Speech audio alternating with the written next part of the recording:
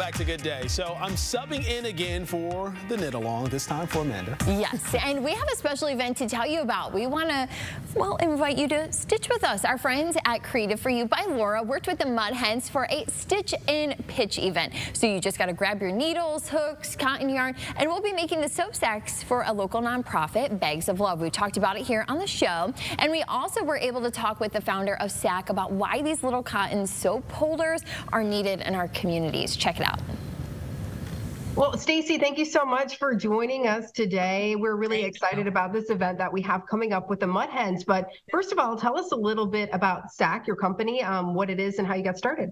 Oh, great. Well, it all started in 2017. I was volunteering at a local food pantry, and we would have clients that would come in and they would always ask, I mean, obviously they asked for food, but they were asking for toiletry items, most specifically soap.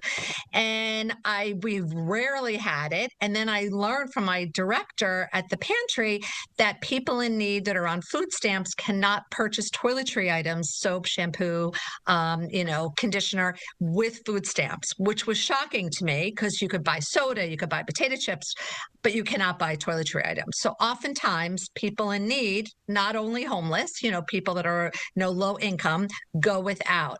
So I thought that was just horrible. So I bought a bunch of bars of soap, and I said, instead of just, donating them and handing out the bars of soap, which seemed kind of impersonal, I was always doing charity knitting and crocheting, that I would make a sack, a knitted and crocheted sack. I tweaked a pattern I found on YouTube, and I brought them in, and people were absolutely going wild over it because they can be used as a washcloth. They could be used to store soap, or like I said, almost like a gift pouch.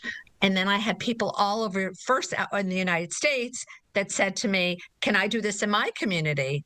And I'm like, why not?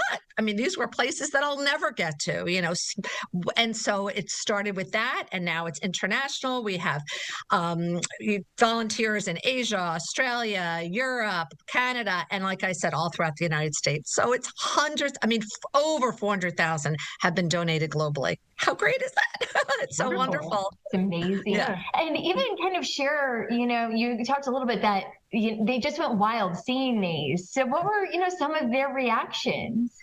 Well, initially, it's interesting you said that. Initially, they didn't know what to do with them. So, which is why we added a tag, and it's not required, but the tag says that it's made with love by a SAC volunteer and that it can be used as a washcloth. So initially, before the tags, they didn't know, so we were explaining. And then when we added the tags, they were like, somebody actually made this for me. And because it's done with cotton yarn, it's nice and soft. People were like, oh, can I have a pink one? That's my favorite color. Or do you have this? They just, honestly, I've learned that small actions make a huge difference. They literally, even if it's for 5 seconds, they felt loved. Coming up here June 21st, we're really excited about this because we're going to go to the ballpark and we're going to knit these soap sacks, and crocheters, knitters alike can come out with us and join us and just have a good time doing this. And then we're going to be donating those to folks in need in our community. So we're really excited. I donated like dozens of blue, yellow, and red yarn so that people, and this is a Mud Hens colors, they can actually make them if they want to stripe them, make them in solid, or just bring their own yarn and make them in other colors. They don't necessarily have to make them, but I thought it would be kind of a nice little fun way to kind of incorporate the Mud Hens into the event.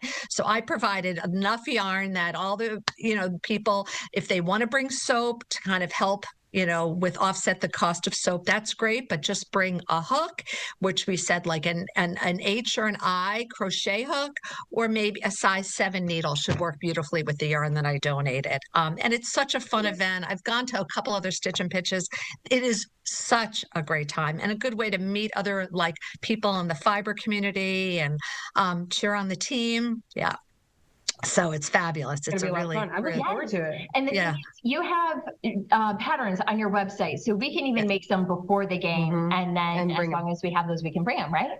Right, absolutely. We have several knit, crochet, loom. I mean, some people sew the soap sacks. Obviously, they're not going to do that at the Stitch and Pitch and bring their sewing machine, but there's all free patterns. But we tell people they can use whatever. We try to make this super easy. Whatever pattern you want to make.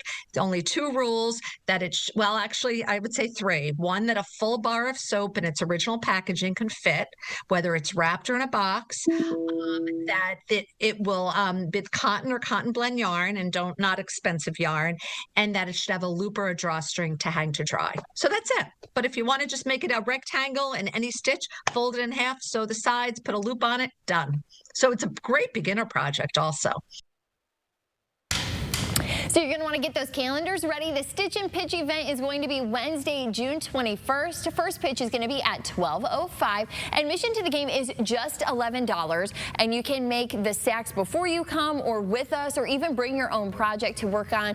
Of course, we're going to have a special link on our website and our Facebook pages, and so we hope that you will join us. We'll also be handing out some WTOL 11 door prizes, so it's going to be a lot of fun to have that. Of course, there's that special link, so you can go and purchase your tickets through there. Amanda and I are going to be there. Yeah, really great event, and she's so passionate about it as well. Gotta love it. She is, and of course our viewers are passionate about it. So if you can't make it to the game, you can still knit some of those soap sacks at home. Patsy actually sent us this photo in, and she's been working on some soap sacks, and she's been making them since we first mentioned them right here on Good Day back in April. Isn't that awesome? Yeah, that is awesome. And one more thing, Diane, did you know that this Sunday, June 11th, is National Yarn Bombing Day?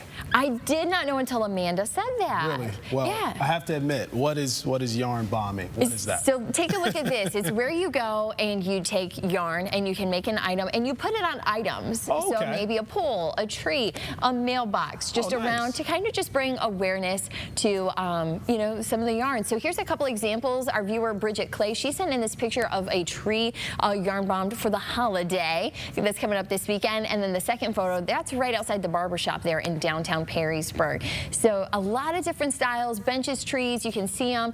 So yarn bombing, it's going to be Sunday. I also believe June 11th is International Knitting Day as well. So a lot of holidays coming up. A lot of yarn this weekend. Yes, a lot of yarn.